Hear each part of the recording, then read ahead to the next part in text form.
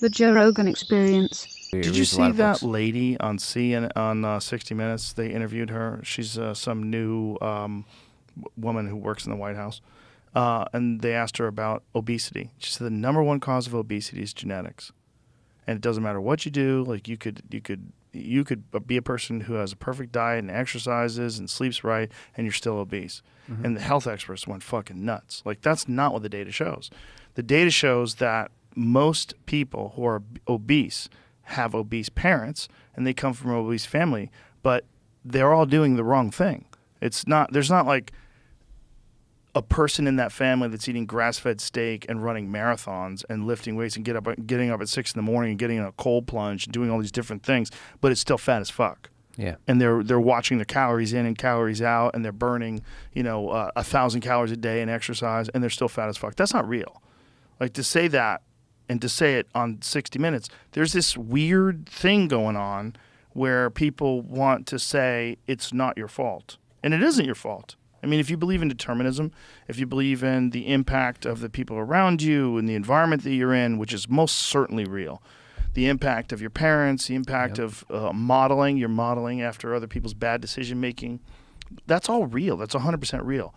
But to say that all obesity is just genetic is bonkers. That's a bonkers thing to say, and it discredits all these people that we know that were obese that without surgery lost all that weight and looked great.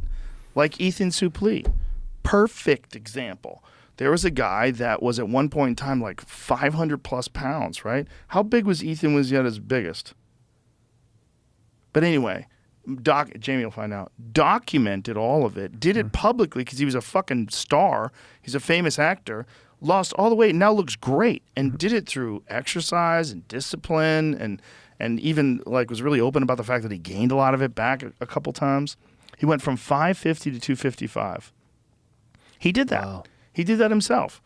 I mean, he did it and he documented it, and he had to go through surgery to get the skin removed so that his he wasn't like a flying squirrel.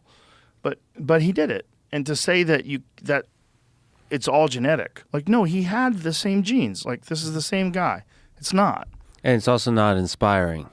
Yes. So like to say that, but that's the tension. If you say it's all genetic or it's significantly genetic, then you're encouraging people to be more accepting of the challenges of other people's lives. Like your life might be, everybody's walking a hard road is basically the philosophical thing.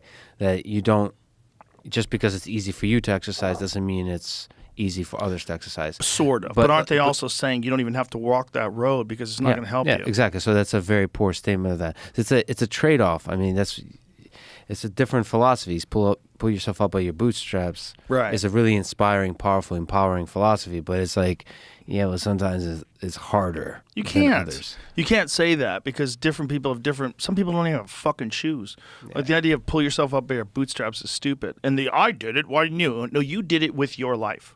The idea that your life, because it was difficult, is exactly the same as somebody else's life, which may be more difficult or have insurmountable obstacles that are in the way.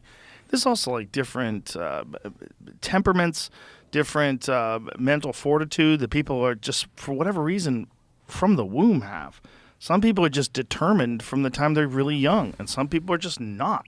Some people are discouraged easily, and some people are not. And I don't know why. Yeah. But to say that there's no way is crazy. To say there's no way is like, that's irresponsible. And it's also like to say that and just put it on 60 Minutes. Hey guys, that's not true. And you could talk to a lot of people that have lost weight and they'll tell you it's not true. It doesn't mean that the people who are obese didn't get a really bad hand genetically, a really bad hand in terms of the environment they grew up with. Yeah, they got dealt a bad hand. No doubt. It's not the same as someone who grows up in a house where everybody's skinny and the fucking whole family runs. Like, no, it's not going to be the same. Someone who's eating organic and the whole family like does a lot of exercise and does stuff together. Yeah, they're going to be thinner. Yeah. But it's like you can't lie. You can't lie, and you can't be you can't expect me to think that you're really an expert when you say things like that. Yeah, but you also can't criticize Bill Gates by saying he has a soft body. Of course you can. Of course you're being a comedian, but he does. And if he's talking about health, hey buddy, get your house in order first. Yeah. Yeah, definitely. There's a lot of incredible doctors that don't have their house in order. That's true. But if you're giving health advice, one of the core components to health is your metabolic health, your overall metabolic Pull health. up this story right out of the gate. They're talking about using that drug, that semaglutide stuff we've been no. talking about. Is that what they're doing? So this is like an ad for semaglutide? I'm not saying that, but that's what it seems like. Oh my there's even like the whole thing God. about the shortages of it. Oh no. So But you know, I think Huberman was discussing this. He might have been discussing this with Peter Attia, and they were discussing that semaglutide doesn't just make you lose fat, but also makes you lose muscle in many cases.